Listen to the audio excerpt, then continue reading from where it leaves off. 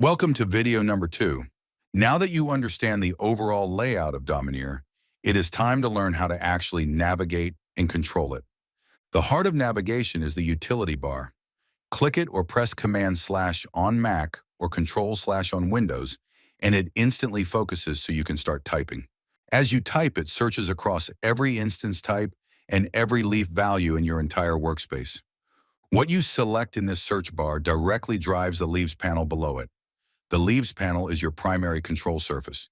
It is a structured directory that lets you browse by instance types and by specific values. You can project all staff members, every matter that has a particular status, or every document uploaded in the last 30 days. Selecting anything in Leaves immediately updates the results panel and every open app canvas. They all stay perfectly in sync.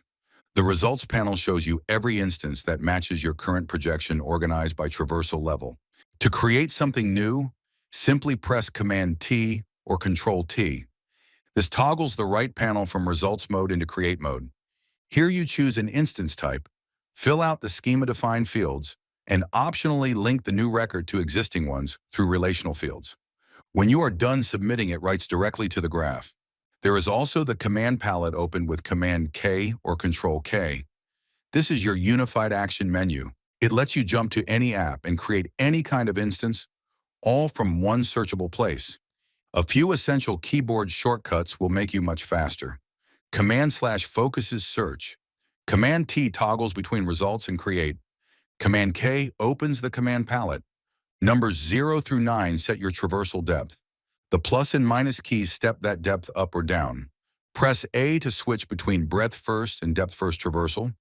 H hides everything except your current highlight. C fits the current selection perfectly in the viewport.